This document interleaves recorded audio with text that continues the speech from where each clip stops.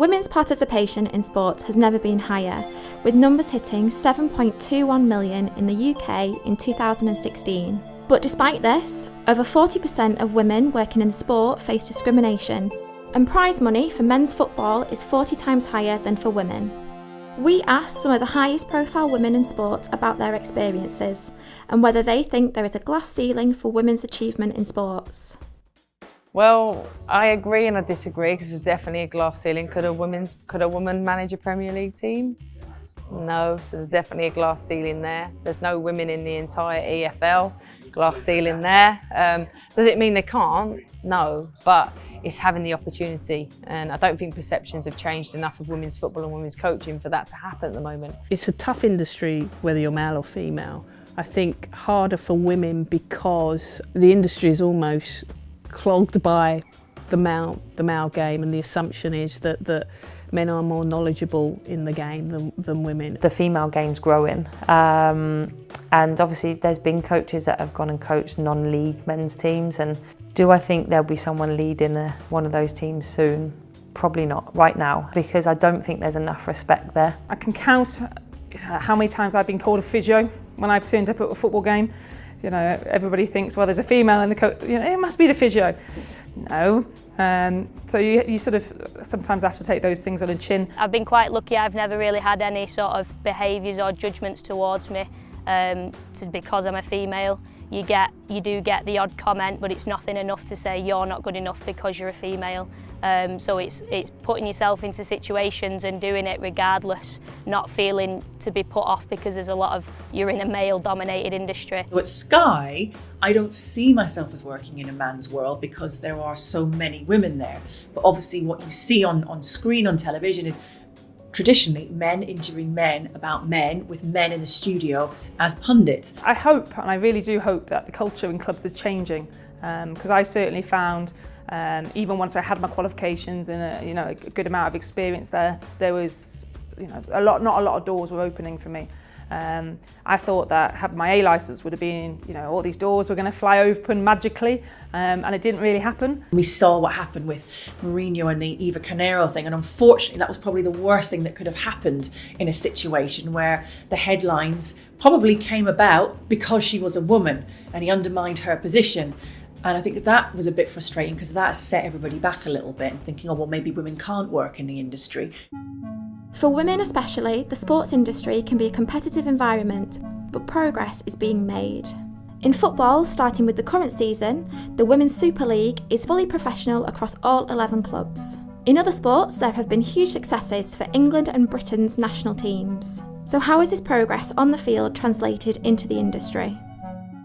The good thing about, especially the female game now, where it's grown so much, there's jobs in all aspects of the game now, not just coaches, managers, physios, and even in the men's side, you can see females now start to creep into, especially men's academies. You see female coaches in there now, female physios. There's no better time than now for women to be involved in every aspect of sports, whether that's women's sports, men's sports.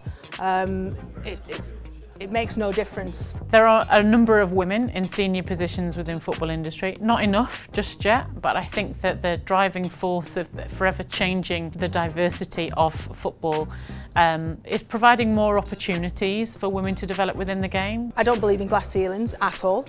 I just think a lot of the lack of numbers of females in sport is down to the fact that women don't necessarily believe that there's a place for them in the industry, and that's just a myth. I think to break into the industry that I'm working in now is a lot easier for women. I think because it was not so popular, I guess, with girls of my generation who had grown up loving and watching sport but didn't even really realise that you could work in it, you could study it, that there were doors that were opening. When I started out, there were a lot less females, but now it's just become normal. Girls watch football, girls play football, girls are excelling at playing football. The future's bright.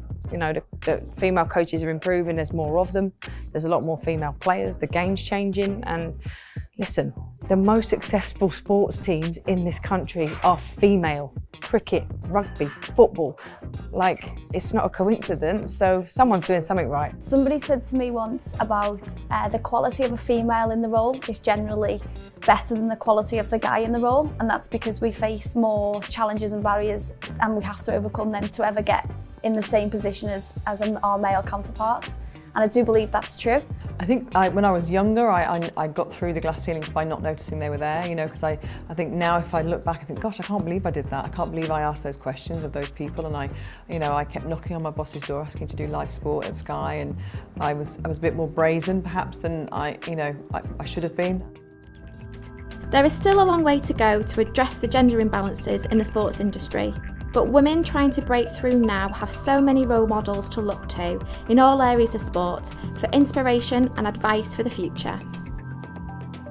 I think if you're a female trying to break into this industry, as I did, I think the important thing is to get qualified, get experience, and really don't be deterred. If you're aspiring to be a particular role within the footballing industry or work in a particular department, just because it's historically been seen as a male-dominated environment doesn't mean that you can't do what you want to do. Make sure that you are in the best qualified position to be able to go and apply for certain jobs, but also to keep going and to get be versatile and have a wide range of experience. Do you know what? I think the biggest thing is, like, don't put barriers in your way, because other people will. You know, you'll go on loads of coaching courses where you might be the only female in the room. You'll go on loads of coaching courses where you won't be respected. Don't let that worry you. Don't have a fear. Don't be intimidated. Have a go. You know, yeah, sometimes you feel like you have to be twice as good as the men, your male counterparts, to earn respect, but see it as a challenge, see it as an opportunity. I think you have to just really have a little bit of a thick skin perhaps, and not take things too personally, because there'll be people that you get pushed ahead of you sometimes that you think, oh, I could have done that job, I want to do that.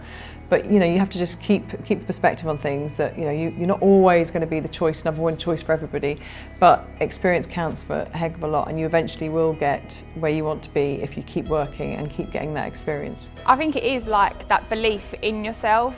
If you believe you can do it, there shouldn't really be a reason in modern day why you can't achieve it. My advice would be, again, keep pushing those doors, keep knocking on those doors. Unfortunately, they're probably not going to fly open for you at this stage, but if you keep pushing them and you keep knocking on those doors, opportunities will come. Don't think of yourself as, oh, I'm a girl, it's going to be tough, or I'm a woman, it's going to be much harder for me than a guy because they're going to be seen different. Just don't even think about yourself as a sex. Just try and see yourself as an equal, because as soon as you start believing that you are an equal, which you are, other people will see that. Put yourself out there, network, go and watch people, you know, go and make sure that you're in environments where you're learning all the time, because that's where opportunities happen. You've got to believe in yourself and go for it, and you shouldn't put yourself on the back foot just because you're a female.